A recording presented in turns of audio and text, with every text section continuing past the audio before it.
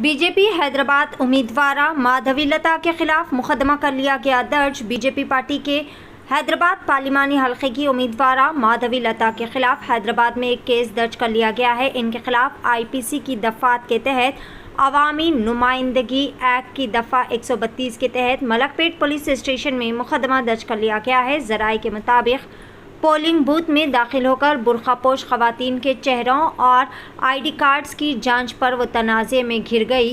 वाज़ेह है कि हैदराबाद लोकसभा की बीजेपी पार्टी की उम्मीदवार की जानिब से बाज़ पोलिंग बूथ्स पर मुस्लिम खवातीन वोटर्स के चेहरों और शिनाख्ती कार्ड्स की जांच के लिए इन्होंने खवातीन का नकाब उठाकर देखा। इस चीज़ का वीडियो सोशल मीडिया प्लेटफॉर्म पर खूब ज़्यादा वायरल हो गया, जिसके बाद ये कार्रवाई की गई। इनकी इस हरकत से शहरियों ने शदीद बरहमी और नाराज़गी का इजहार किया।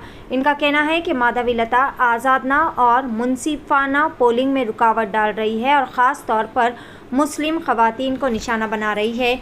इन्हें हक़ किसने दिया है? माधवी लता ने पोलिंग बूथ में दाखिल होकर बुर्खापोश खवातीन से शिनाख्ती कार्ड और आधार कार्ड दिखाने का मुतालबा किया था और बुरखे का नकाब उठाते हुए खवातीन का चेहरा दिखाने पर मजबूर किया था। इसके खिलाफ इनके एक मुकदमा भी दर्ज कर लिया गया है और कार्रवाई भी शुरू कर दी गई है। पेश है DTV 9 की एक खुसूसी रिपोर्ट।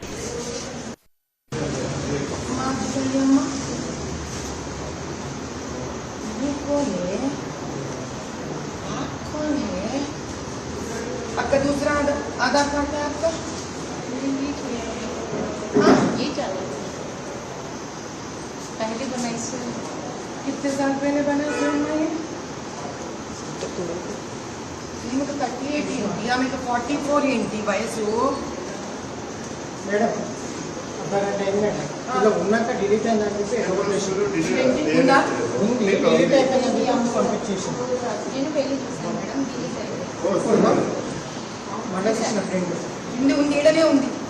ఏదని చెప్తున్నాను మేడం ఇది ఇది తీసుకొని ఇంటి ఫైండ్ అవుట్ అవ్వదు. దీని ఫోటో తీసుకోండి, ఇది కనుక్కోవాలి మేడం చెక్ చేస్తున్నాను మేడం ఇంతమందికి అడిగితే తీయనని చెప్పి ఒక్క నిమిషం అమ్మా. ఎక్కడి నుంచి కదా?